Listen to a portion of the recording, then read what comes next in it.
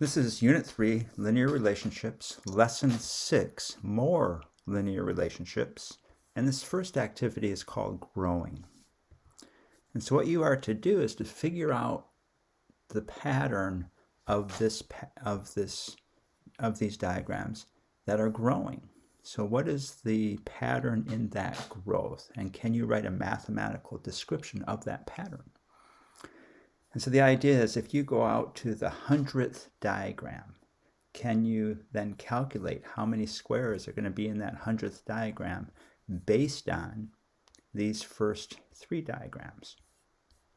So if you look at all of the squares together, and it took me a long time to understand how to figure out these problems. And if you look at all the squares together, this has 5 squares. This has the second diagram, so you double the number of diagrams.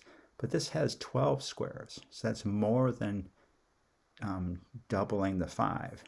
And the third diagram actually has 21 squares if you count them all up, and that's certainly more than tripling the number of diagrams. So if you go from 1 diagram to 3, that's 3 times, but the number of squares is more than 15. It's more than 3 times 5. It is 21. But if you look at just these separate colors, the different colors separately or independently, then you start to get a hint of how to look at these diagrams. So just look at the red squares. The first diagram has 1 red square. The second diagram has 2 red squares. The third diagram has 3 red squares.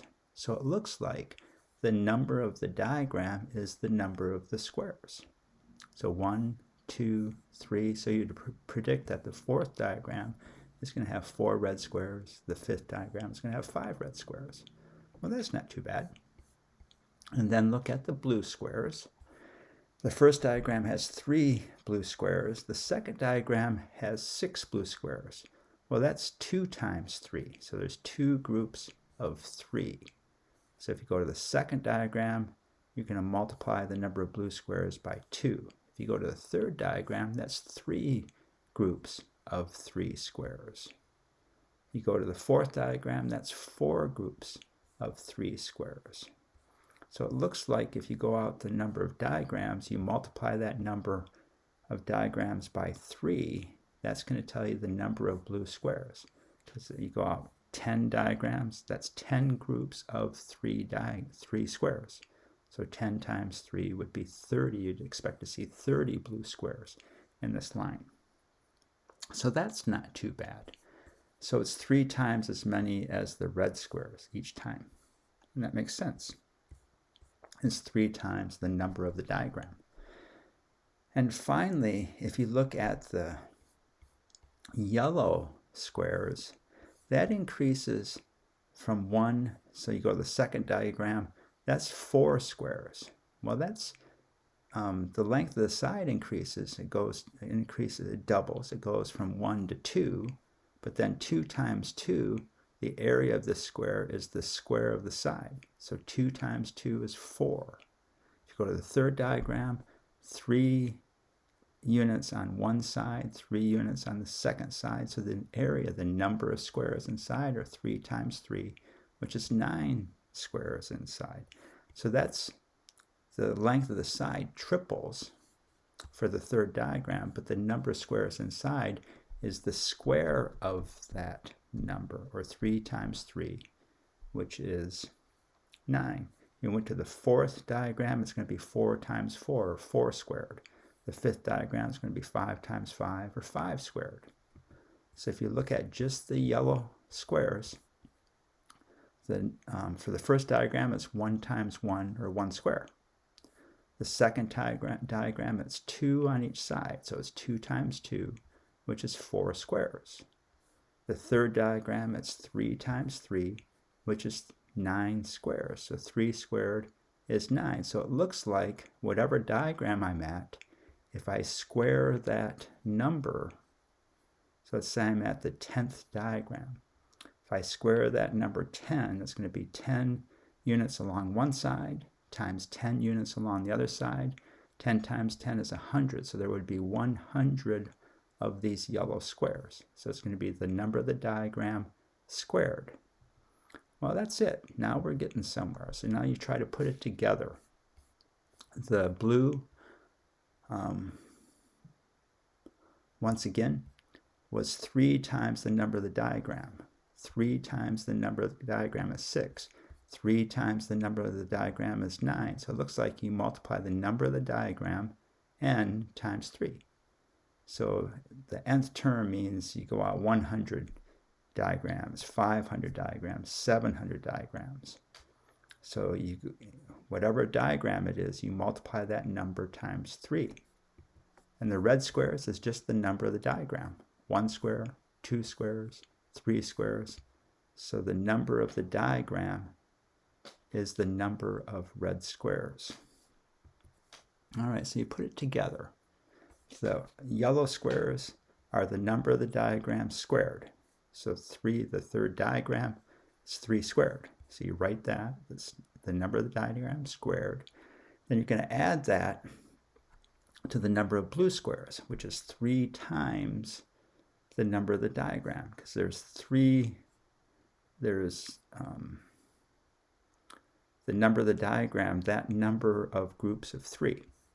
So if this number is 3, then it's going to be 3 of those groups of 3, which equals 9 squares. And then finally, the number of red squares is the number of the diagram. All right, so let's practice this just a tiny bit. Let's say that you go out to the 232nd diagram. How many of these squares is it going to have?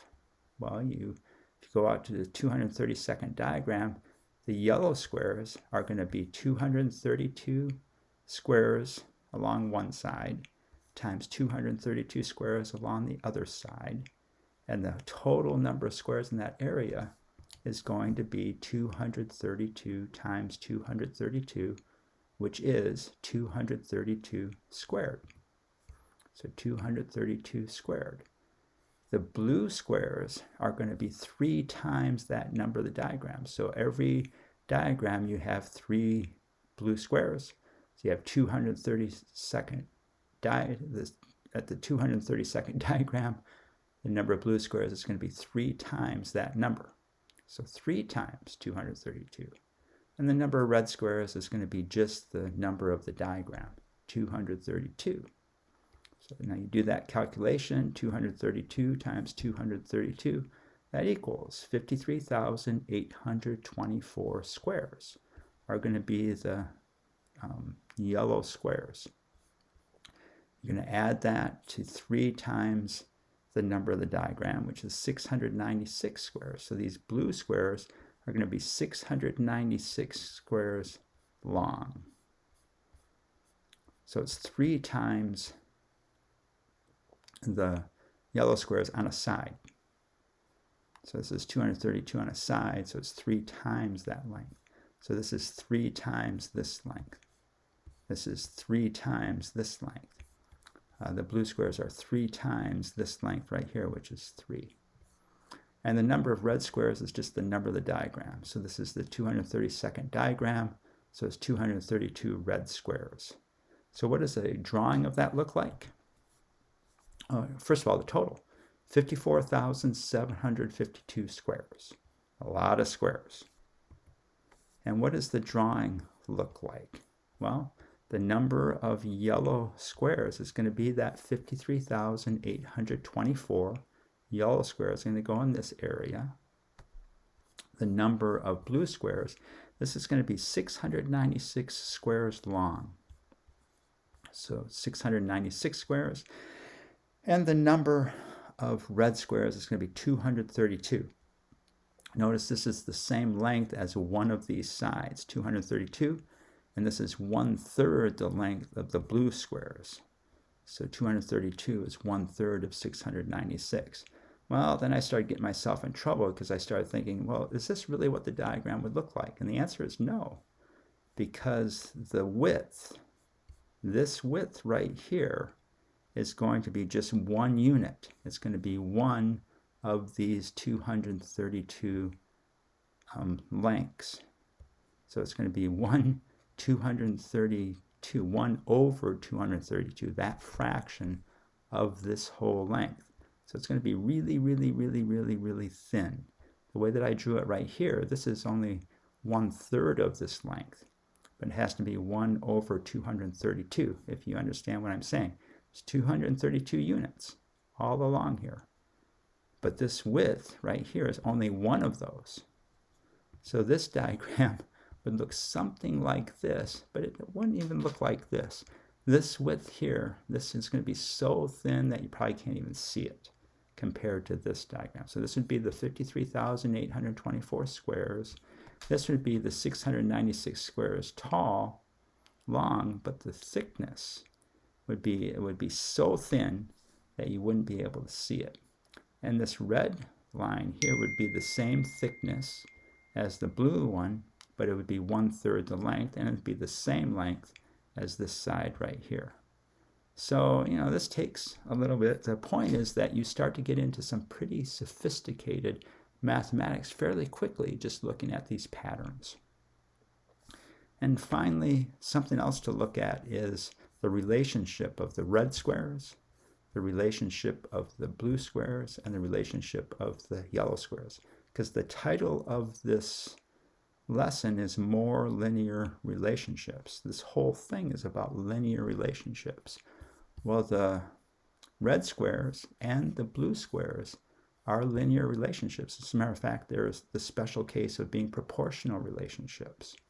So the number of red squares is the number of the diagram. So if you put X number of red squares into the equation, you're going to get, so that's the number of the diagram, you're going to get that many squares out. Y squares out. So y equals x. And actually y equals 1x. But if you put, you know, if you're at the third diagram, so that's x, how many blue squares do you get out? That's going to be 3 times the number of the diagram. So y, the number of blue squares, is going to equal 3 times the number of the diagram, so that y equals 3x. So both of these are proportional relationships. They follow that pattern of y equals kx. That k, it's 1 in this case, 3 in this case, is the slope. It's how quickly it's going up or how slanted this line is. And we've been studying this. But the problem is then the yellow squares. The yellow square is not proportional. It's not linear. It's not proportional. Because if you double the diagram, you more than double the number of squares. So if x is the second diagram, 2, the number of squares for the yellow is going to be 4. That's more than doubled. If x is 3, that's going to be more than tripled. It's going to be 9 squares. So it increases by the square of the diagram. So that's not linear. And this math you'll get into later. I don't know if you get into it this year in 8th grade, or if you get into it in 9th. You certainly get into it in 9th grade. And I think you get into this at the end of 8th grade. All right, so this is activity 1 from lesson 6.